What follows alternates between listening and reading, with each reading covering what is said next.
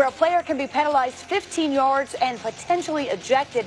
Here's how it stands now. If it is a foul if a player lowers his head to initiate and make contact with his helmet against any opponent, that player may be disqualified, and it applies to any player anywhere on the field. Here's the commissioner. Our focus is how to take the head out of the game and make sure that we're using the helmet as protection and is not being used as a weapon. And that's the core of what we're focused on. Our intent is to make sure we go to each team, and we have tape, we have all of the analysis and work that was done in great coordination with our various teams to be able to communicate that to them. So I give them an opportunity first to understand what the play is before we make a lot of judgments about the ramifications. We believe that this rule is actually going to be very easy for us to officiate and actually bring more clarity. So we look at that as a positive. Sal Paolantonio and Adam Schefter back with us now from Orlando, where the NFL owners will wrap up their owners meetings today. Sal, I send it to you. Wendy, Adam Schefter is here to explain this further for us, but the bottom line is this was not on the original agenda. Nope. It was done basically in the 11th hour. It took a lot of people by surprise, and it's clearly the most significant thing to happen at these NFL meetings. It's one of the most significant rule changes that we've had in NFL history, I would argue. And you said it happened in the 11th hour, when the fact of the matter is, though, Sal, they've been working on this since the Combine and well before that, trying to come up with an idea that they managed to sneak past everybody. It was done in quiet, basically, for whatever reason. And they managed to get a rule that is trying to change the way the game of football is played and the way that the culture around it exists. At every level, their hope is that this will be an educational tool not only for professional football players, but it will have a trickle-down effect to college, high school, and to the Pop Warner leagues. And the bottom line, as the commissioner said, is they want to take the helmet out of the game, play the game without the head involved. And they've seen an uptick, a serious uptick, in head injuries in the last 3 seasons. And so they made a decision, okay, how do we significantly change and send a message to everybody? And it's across the board, Adam. Here's the key. It's not only defensive players. It's fullbacks on a wham block. It is a pulling guard or a pulling tackle. It's every player on a goal line stand. So this opens it up, and this is what they're going to have to do in terms of education to players. In the next couple of months, educate the players to take the head out of the game, and it's going to be significant. And listen, this is a little bit like when they introduced new rules surrounding concussions, and you wondered how the league was going to adjust to that. And in this particular case, it's going to impact the way coaches teach, players play, and the way fans watch the game, because we're all going to be trying to figure out exactly what is illegal and what is not, because so many times in the past, we've seen players lead with their helmet, sometimes with disastrous results. Go back to last season. Ryan Shazier, a play that was not penalized. That play would be a penalty and potential ejection this year. We go back to the Danny Trevathan play against Davante Adams last year. He would be ejected on the spot this year. You mentioned the fact that they're trying to get the language to match up from the NFL to the NCAA. So it goes down to the Pop Warner level. But they are trying to affect the way the game is played right now. Some players, obviously many players, are very unhappy about it. You saw Richard Sherman say, it's like saying anybody who drives on a white line is going to be ticketed.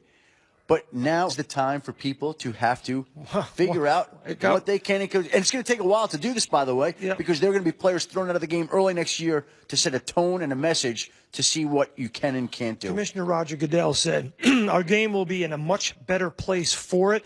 The coaches are on board. He said the players, once they learn what's going on here and how it's important for them and their futures, the players will be too.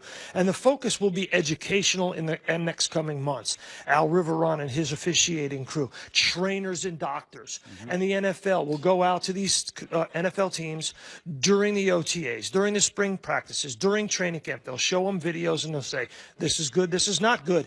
And you'll have officials that'll be on the field during practices, during scrimmages, and during the preseason. This will be a test run. Whenever you have a radical change like this, you expect automatic results, but there are going to be incremental changes on the field, and there are going to be growing pains. This rule will evolve over time. And let's also consider that this rule, as much as Roger Goodell said today that coaches are behind it, was done in large part by lawyers and doctors who are designed to oversee the game. And so they had their input into this, knowing that this is an inherently unsafe sport, and this is an attempt to try to clean up some of that and to make that a little bit safer, and it's going to be a major adjustment. For everybody. One of the adjustments, obviously, is going to be the number of flags that will be thrown.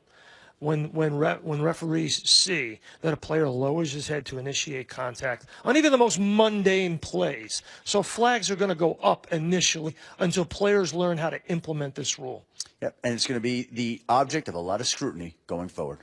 For Adam Schefter, I'm Sal Palatoni. A lot of changes here in the NFL game. One quick thing about point-after attempts on a game-winning touchdown. They changed that rule. Yeah, the Saints-Vikings playoff game is an example where the Saints and Vikings had to come back onto the field to kick a meaningless extra point that they didn't decide to run at that point in time. That play has been abolished. They no longer have to attempt the extra point. Meaningless to a lot of people, but except the bettors. Except the gamblers and the odds makers. Wendy, back to you. Sal, thank you. And you talk about a learning curve. There certainly will be one as the league adjusts to this new rule. You heard Adam Schefter reference some of the player reaction, in particular Richard Sherman. Here's his exact tweet.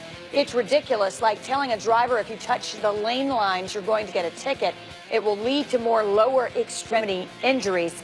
Perhaps, but nevertheless, the rule has been voted on and accepted, Tim, by ownership. But I think in some way, I really don't understand how they'll legislate this, certainly initially anyway. Well, it's going to be really difficult. I mean, the officials, and Matthew was in these meetings and sitting next to Al Riveron, sure that he was, slouching down in his chair like, oh my gosh, how are we going to call this? I mean, Sal referenced the most mundane plays. Well, we can look at running backs finishing runs and try to figure out, okay, well, was it the running back that lowered his head, or was it look at Eddie Lacy here. Eddie Lacy, he's going to try to finish a run.